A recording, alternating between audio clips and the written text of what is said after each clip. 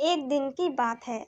एक बड़ी सी पानी की नाव जिसमें कि लोग सफ़र कर रहे होते हैं, वो पानी में डूब जाती है। सारे लोग भी पानी में डूब जाते हैं, लेकिन उनमें से एक किसी तरह से बच जाता है। वो अपनी जान बचाते-बचाते किसी तरह एक खाली टापू पर पहुंच जाता है। टापू बिल्कुल ही सुनसान होता है, वहाँ पर कोई भी नहीं होता। वो इंसान भगवान को कोसने लगता है कि उसने उसके साथ ऐसा क्यों किया। फिर वो उस टापू के किनारे काफ़ी दिनों तक बैठा रहता है, इस आस में कि शायद उसे कोई बचाने के लिए आ जाए। लेकिन 2-3 दिन बीत जाने पर भी उसे बचाने के लिए कोई नहीं आता है। अपने बचने की उम्मीद पूरी तरह खो देता है।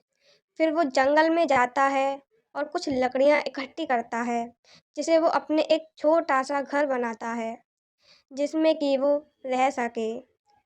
वो आदमी पेड़ों से फलों को तोड़कर और मछलियों को पकड़कर अपना पेट भरता है। ऐसा काफ़ी दिनों तक चलता रहा। उस आदमी को अब अपने बचने का कोई रास्ता नहीं दिख रहा था। एक दिन जब वो जंगल में कुछ खाने की तलाश करने के लिए गया हुआ था, तभी उसे बिजली गिरने की आवाज़ सुनाई दी। वो बिजली उसके घर के पास गिरी थी, इसलिए वो वापस अपने घर को देखने आया। तब उसने देखा कि उसका घर बुरी तरह से जल रहा है। वो बिजली उसके घर के ऊपर गिरी थी, जिसके कारण उसके घर में आग लग गई। वो आदमी भगवान को कोसने लगता है कि उसने छोटा-सा घर बनाया था, वो जल गया। अब वो क्या करेगा? वो अपनी किस्मत को दिन भर कोसता रहा। फिर वो उस टापू के किनारे ही सो गया। अचानक उसे एक नाव की आवाज़ सुनाई दी, जिससे उसकी आंखें खुल गईं। तो उसने उठकर देखा कि एक नाव उसके पास ही आ रही थी। वो ज़ोर-ज़ोर से उस नाव को मदद के लिए पुकारने लगा। उस नाव पर सवार लोगों ने उसकी आवाज़ सुन ली और उसे बचा लिया। उस आदमी ने उन लोगों से पूछा कि आपको कैसे पता चला कि मैं यहाँ पर हूँ?